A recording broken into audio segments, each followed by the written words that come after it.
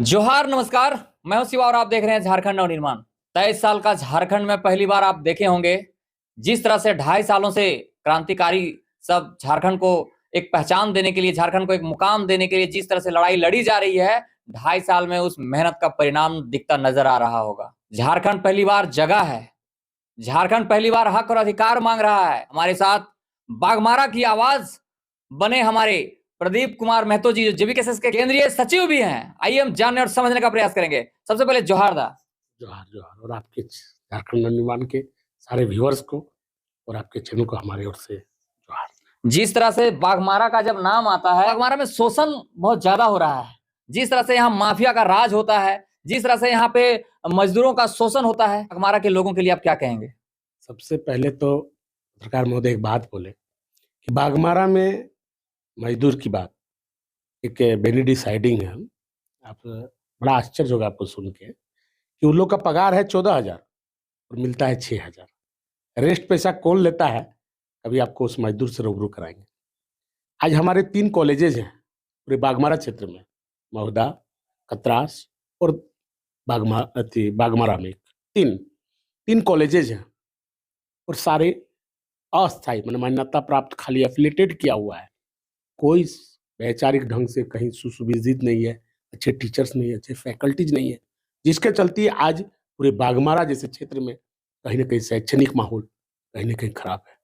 आज पूरे स्कूल आप घूमिएगा, प्राइमरी स्कूल में एक टीचर से चलते, कहीं कहीं पारा टीचर से चल रही है। उसमें सबसे पहला उदाहरण है खानोडी में एक विद्यालय है जहाँ पारा टीचर के बुते पूरे स्कूल चल रही है।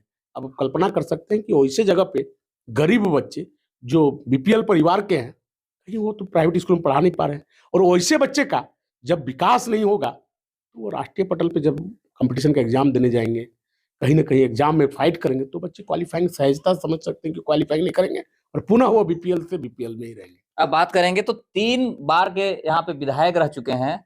आप मानते हैं कि गरीबों पर जो अत्याचार हो रहे हैं, तो गरीबों की आवाज बनने के लिए गरीब तबके से लोग जब जनप्रतिनिधि के रूप में आएंगे तो वो गरीबों की आवाज सुनेंगे। आप एक जनप्रतिनिधि को 3-3 बार मौका देते हैं, उसके बावजूद भी बाघमारा की ये हालात रहती है, तो आखिर में लोग क्या करेंगे?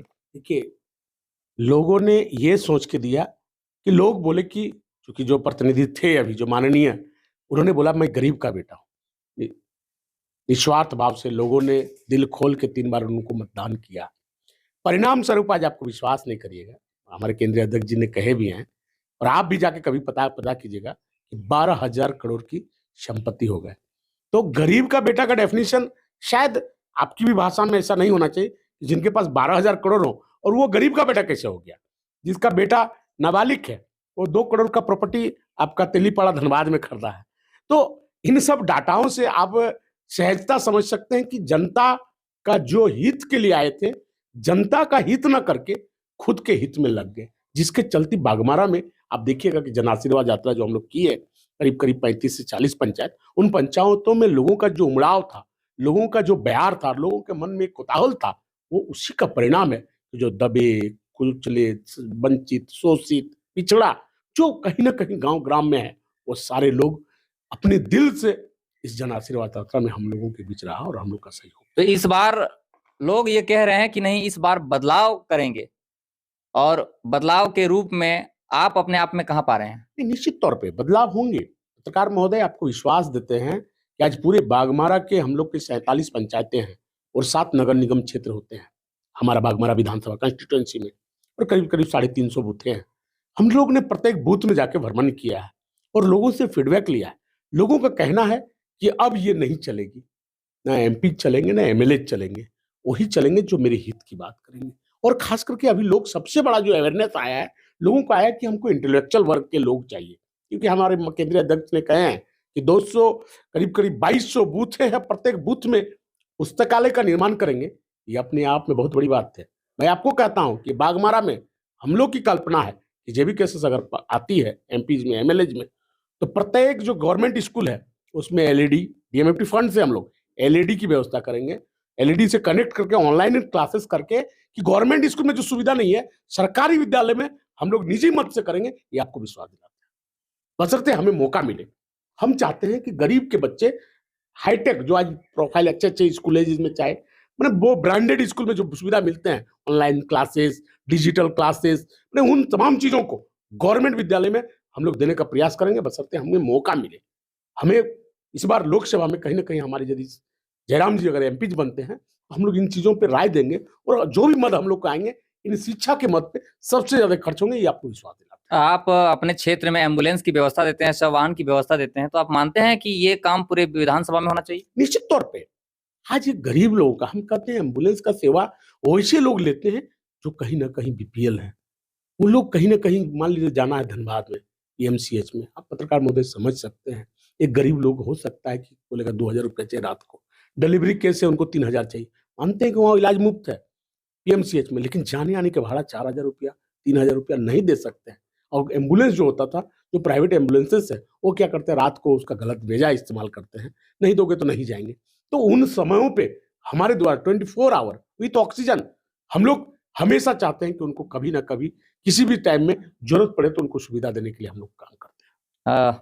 जो बाघमारा की लोग कह रहे हैं कि आप एक उम्मीद बनकर आए हैं, क्या कहेंगे बाघमारा के लोगों को? नहीं, हम तो एक ही चीज कहेंगे, अगर हम बेहतर कर रहे हैं, अगर हम बेहतर बन के बाघमारा के लिए बेहतरी सोचेंगे, तो निश्चित तौर पे हम जनता से अपील करेंगे को ऐसे लोगों को चुने जो आपकी बातों को सटीकता के साथ, गंभीरता से, आपके विचार को विधानसभा में हो चाहे लोकसभा के पटल में रखे। ऐसे लोगों को खास करके हम बाघमारा के आम जनता से अपील करते हैं कि अभी लोकसभा चुनाव है हमारे लिए, लोकसभा में ऐसे लोगों को मतदान करें जो आपकी बातों को, क्योंकि ये पूरा कोलबेरिंग क्षेत्र है पत्रकार महोदय समझिएगा, और कोलबेरिंग क्षेत्र का टोटल जो मिनरल एक्ट है, लैंड एक्विजिशन है, ये तमाम ऐसे एक्ट है जो हम, जिसे हम लाभ ले सकते हैं। उन सारे एक्ट का रिवाइज, चाहे एक्ट का बनना, वो सारा होता है एमपी से, दिल्ली से।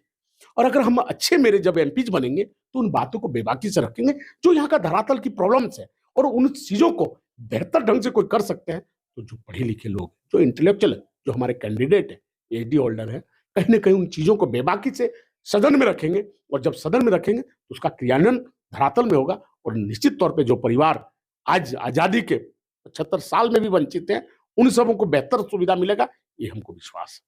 एक और आखिरी सवाल हम आपसे लेना चाहेंगे कि जिस तरह से मैंने यहाँ पे भ्रमण किया, पंचायत जब हम गए, तो एक बात निकल के आ रही है कि लोग डरे सहमे हैं, वोट करते हैं पर वो डरे सहमे हैं। इस डर को आप किस रूप में देख रहे हैं? पत्रकार महोदय, आखिर में डरने की क्या आवश्यकता है? अगर मान लीजिए हम जनता हैं तो जो हमारी बेहतरी के लिए काम करेगा हम उसको चुनेंगे, पर डर का माहौल दिखाकर क्या साबित करना चाहते हैं? पत्रकार महोदय, इससे पहले 10 साल का इतिहास जान लीजिए। बाघमारा में क्या होता था, जब भी कोई उसके विरोध में करते थे तो उसके ऊपर हर्जिन एक्ट कर दिया जाता था, उसको बेवजह केस में फंसाया जाता था। हमारे चिटाही में एक लड़का उसके अगेंस्ट काम किए थे पोलिंग वगैरह में, तो उनका पैर तोड़ दिया गया था। अभी 8 परिवार वहां जाके डीसी कार्यालय में धरना में बैठे हुए, रणधीर वर्मा चौक में। ऐसे तमाम उदाहरण है। आम जनता बेबस है, आम जनता कहीं ना कहीं भय के माहौल में बाघमारा में जी रहा है। कहीं ना कहीं उस भय के माहौल तभी टूटेंगे जब इस कुशासन से आदमी सुशासन की ओर जाएंगे, और कुशासन से सुशासन के ऊपर तभी जाएंगे जब लोग वोटिंग करें। ये आपको विश्वास दिलाते हैं, जो बात आप बोल रहे हैं, निश्चित तौर पे आप 4700 पंचायत जाइए, वही का माहौल है। हम लोग देखते हैं, हम लोग एक लीडरशिप करते हैं, लेकिन देखते हैं कहीं भी जाइए तो लोग बाधा विघ्न पैदा करते हैं, लेकिन हम लोग चूंकि यंगेस्ट है, हम लोग किसी से, जब पूरे झारखंड में किसी से नहीं डरते हैं तो बाघमारा क्या है। तो जब हम लोग आगे बढ़े तो फिर आम जनता धीरे धीरे बाहर आ रही है, और आपको विश्वास दिलाते हैं एमपी चुनाव में आपको बेहतर दिखेगा, और एमएलए चुनाव आते आते तो ऑल ओवर लोग ओपन अपना मतदान करने के लिए स्वतंत्र रूप से मतदान करेंगे, ये आपको विश्वास दिलाते हैं। अंतिम संदेश बाघमारा के लोगों को? हमारा संदेश एक ही है कि इस एमपी चुनाव में अपना वोट, अपना बहुमूल्य मतदान एक ऐसे व्यक्ति को दे जो कंस्ट्रक्टिव हो, जो फॉर्मेटिव हो, जो इनिशिएटिव हो, जो बेहतर सोच रखते हो, जो दबे कुचले शोषित वंचित का आवाज बने, ऐसे लोगों को मतदान करें, ताकि राजा का बेटा राजा ना बने। और जो हम लोग इक्वलिटी की बात करते हैं, समानता की बात करते हैं, जनप्रतिनिधि चुने जो आपका इक्वलिटी में हो, जो आपकी बातों को रखे, ऐसे लोगों को मतदान करें। मेरा अपील बाघमारा के तमाम आम जनता को यही अपील है कि मतदान पढ़े लिखे, शिक्षित और बेहतर कैंडिडेट को वोटिंग करें, किसी के झांसे में न आए।